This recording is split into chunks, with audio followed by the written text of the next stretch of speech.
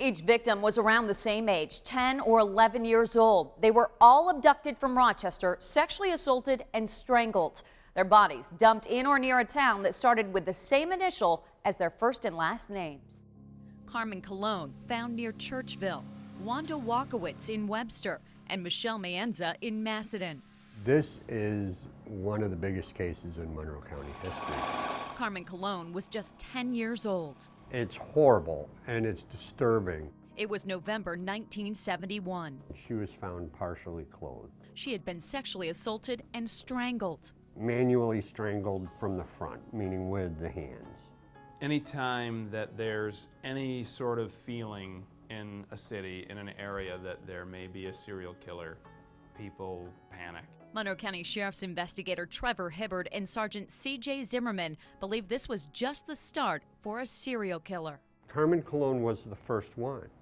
And whoever would have thought that something so dastardly was going on? In the next 2 years, 2 more Rochester girls, also with double initials and in similar circumstances, were murdered. I don't think in a million years that's a coincidence.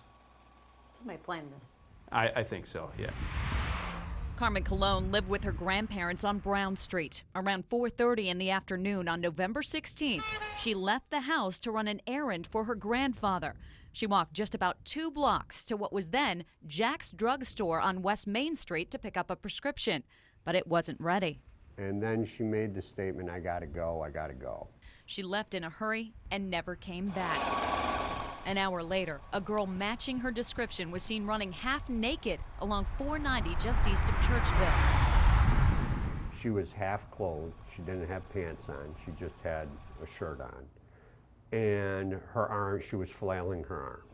Dozens of drivers saw her. They also saw a car backing up toward her on the shoulder of the road, but no one stopped.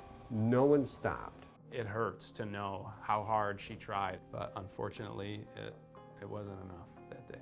2 days later, Carmen was found on the side of Stearns Road. 2 boys bicycling made the discovery just east of Churchville. Monroe County Sheriff's investigator showed us pictures from the scene never released to the public.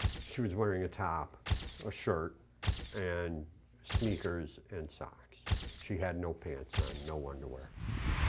And for the first time, investigators told News 10 NBC Cologne's pants and underwear were found just west from where the half-naked girl was seen running on 490.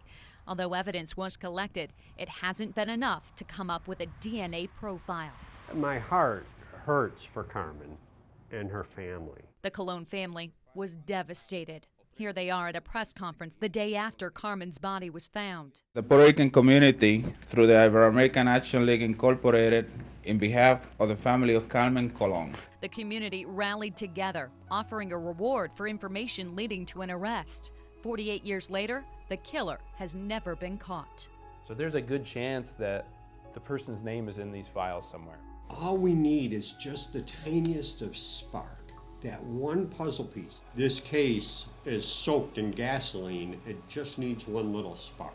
If you have information on the Carmen Cologne case, call the Monroe County Sheriff's Office tip line at 585-753-4175. Coming up next week, the case of Wanda Walkowitz, and in this case, there is a DNA profile. How that could finally crack the case of the double initial murders. Plus, we'll show you evidence never seen before.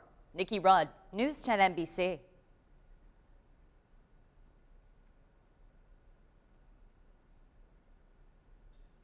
Thank you.